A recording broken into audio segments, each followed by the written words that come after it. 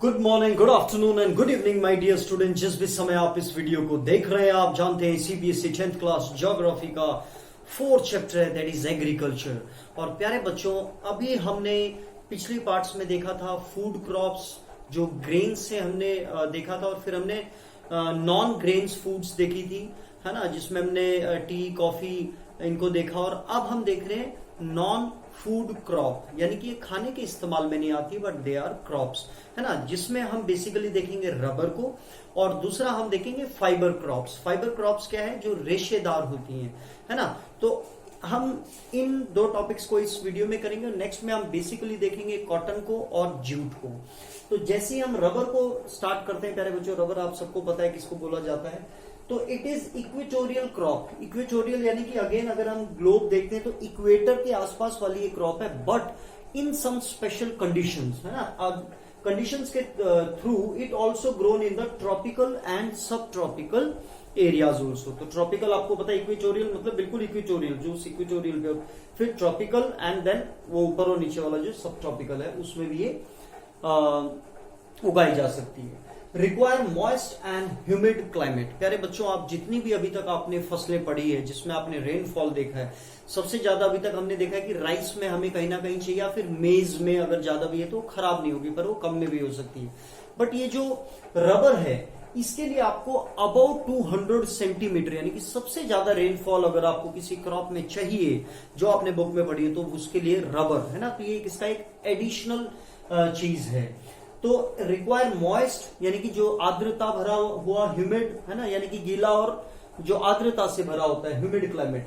Temperature about 25 degree, और जहां पर भी प्यारे बच्चों आपको पता है ज्यादा बारिश होगी, वहां पर वो जो वहां का क्लाइमेट होगा वो ह्यूमिड भी होगा, है ना। हमारे यहाँ पे भी बारिश के दिनों में हम कितना ह्यूमिडिटी हो जाती है। Rainfall about 200 centimetre. Important as a raw material for many industries, है ना। तो इसका सिर्फ एक ये पॉइंट कि कौन कौन सी इंडस्ट्रीज है उस पर आपको जाने की जरूरत नहीं, लेकिन as a raw material for many industries. और ये कौन कौन सी उसमें मतलब ज्यादा होती है, तो ये आप खुद भी अंदाजा लगा सकते हैं। क्लाइमेट चैप्टर आपका बहुत ही इंटरेस्टिंग था 9th क्लास में, 4th, तो उसके हिसाब से आप देखेंगे कि जहां पे सबसे ज्यादा बारिश होती है, चाहे वो केरला हो, कर्नाटका हो, तमिलनाडु हो, अंडमान एंड निकोबार हो, है ना, इसमें भी अंडमान एंड निकोबार है, जैसे हमने पामलाओ और मणिपुर में किया था, जो हम स्लैश एंड बर्न को देख रहे थे। और गारो हिल्स ऑफ मेघालय, है ना। आपको पता है कि मेघालय जो है, मेघालय में 3 तरीके की है, गारो, खासी और जैंतिया हिल। तो उसमें से जो गारो हिल्स है वहां पर ये बहुत ही ज्यादा पाई जाती है बेसिकली। अदरवाइज ऐसा नहीं है, हरियाणा में यमुनानगर में भी काफी रबर क्रॉप जो है उसको उगाया जाता है। तो this is about the 6 points की आपको क्या याद रखना है कि इक्वेटोरियल है, लेकिन इसको सब ट्रॉपिकल और ट्रॉपिकल और सब ट्रॉपिकल में भी विद सम कंडीशंस इसको उगाया जा सकता है। इसको बहुत ही मॉइस्ट और ह्यूमिड टेम्परेचर क्लाइमेट चाहिए। इसका जो टेम्परेचर है that is about 25 degree Celsius, rainfall about 200 centimetres, and use as a raw material in many industries. और जो इसके स्टेट्स हैं वो Kerala, Karnataka, Tamil Nadu, Andaman and Nicobar islands, and plus Garo hills of Meghalaya. और अब जो सेकेंड टॉपिक है आपका प्यारे बच्चों, that is about the fibre crops. Fibre crop यानी रेशेदार अगेन। तो ये हमारे भारत में बेसिकली 4 तरीके की होती है। कॉटन, आप सभी को पता है, भारत उसका ओरिजिन माना जाता है दुनिया भर में। फिर जूट, जिसको हम गोल्डन फाइबर भी बोलते हैं, आपको पता है। हेम्प, हेम्प क्या होता है प्यारे बच्चों, जिसको हम भांग बोलते हैं, ना। जो भांग होती है उससे भी बहुत सारी चीजें, मतलब वो भी एज अ रेशेदार एक फसल होती है, उसकी भी बहुत ज्यादा इस्तेमाल होते हैं, ऑइंटमेंट्स में भी है, उसका ऑयल भी होता है। तो आप देखेंगे कि cotton, jute, hemp and natural silk. Natural silk natural क्यों बोला गया है अभी आप देखेंगे, क्योंकि ये नेचुरल लिया जाता है, इसको हम सॉइल में नहीं कल्टीवेट करते हैं। इसको हम, जो आपको पता है, कोकून्स, जो सहतूत के पेड़ पे जो उनके ग्रीन पत्तों को खाते हैं, मलबेरी जिसको बोला जाता है। कॉटन यानी कि जो पहले 3 है, cotton, jute and hemp, derived from crop grown in soil, यानी कि इन 3 को हम कहां से लेते हैं? सॉइल से। लेकिन जो 4th वन है दैट इज नेचुरल सिल्क, जैसा ऊपर भी लिखा है, from cocoons of the silk worms fade on green leaves, specially mulberry. और इसको हम और क्या बोलते हैं, जो इसकी खेती होती है, इसको हम स्पेसिफिकली एक नाम देते हैं, सिल्क से S और एस फॉर सेरिकल्चर।